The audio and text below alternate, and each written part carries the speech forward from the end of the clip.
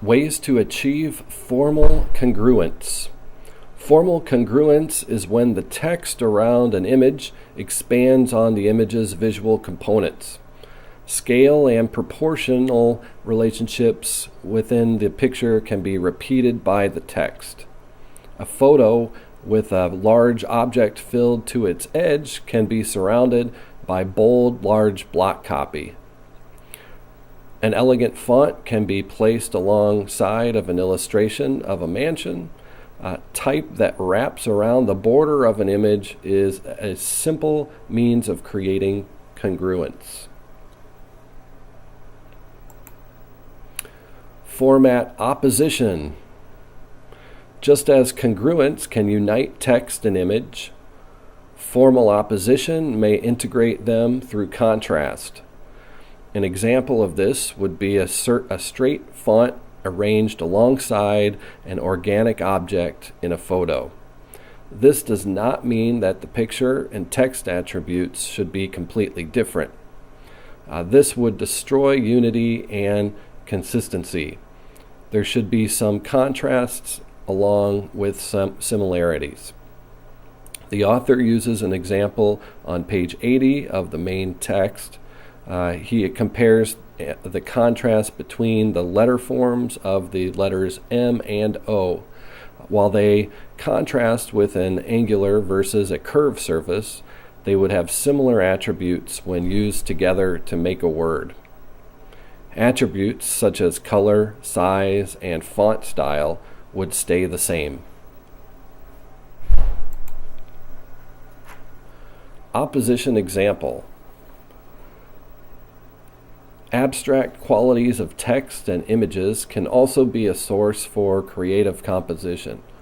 Or, for instance, using a photo with a soft focus and low contrast in conjunction with a display font with thick black weight, such as Arial Black, or stylized font with a strong contrasting characters, or a complex, detailed font such as Courier.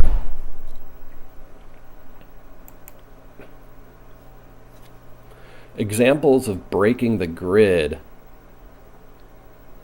Examples of grid breaking. On these 2-page spreads, we see the absence of the grid, especially in the top one. You may say there is one grid, but the woman stretches across the page and the head and subhead are diagonal and titled. No items are aligned. The blue thought balloon in the background help to add the unity. The other 2 pages on the bottom do have some grid structure.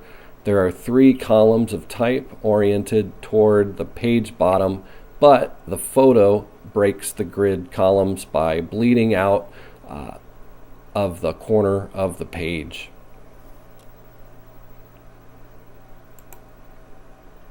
Another example of breaking the grid. These 3 pages also break grid lines, especially the first magazine page. The photo edges are diagonal on the left, and the headline and subhead are positioned accordingly. There is some positive and negative space play with the image and the heading. There are a few verticals on the photo top and bottom and used to align the type, but overall no complex grid. On the right, there is also a lack of a grid, with the type not fitting into a column, but going in a curved fashion along the number 9 in the background. The 3-word headline does not stay within any horizontal framework, and one work is set vertically. The 3rd page has 2 columns of type, and the graphic making the 3rd. So this page uses a simple grid.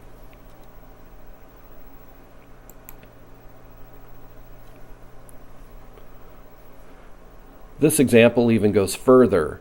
The left page has several small images placed randomly with the type running around them. No columns exist, although there are a few horizontal grid lines being used as revealed by the red lines. The left side of the type is flush and runs along a vertical line, but that's about it. The right page has a collage of images that are not aligned in a grid fashion or to the page, but rather to one another's shape.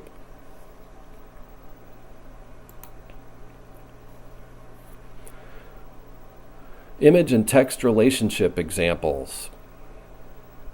Image and text relationship examples.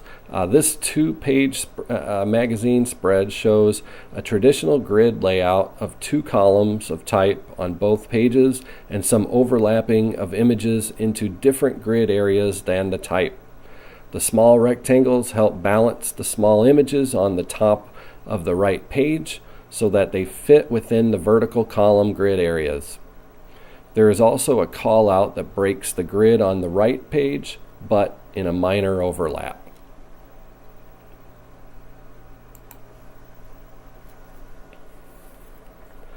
Another example, the last one. Here's another example of 5 pages of magazine articles. The left page uses the large photo as the main focus, but superimposes the headlines over the image. This helps unite the two, but cuts down on the readability of the fonts. The lower half of the page is broken into 3 sections. The next 2 pages, as we go right, are similar in layout. They use 2 columns for the bottom part of the pages, but the top area doesn't follow the verticals on the second page. The third page has 3 vertical sections that are adhered closely to. Both pages use a diagonal image in the corner with type run around to break the grid tightness. The last 2 pages are also similar to one another and closer to the traditional grid breakup, with 1 large image occupying the upper section and 3 columns of type below. This concludes Lecture 5. Here is the reference page.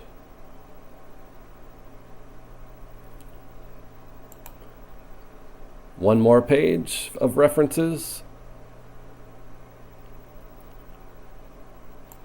And the last page of references.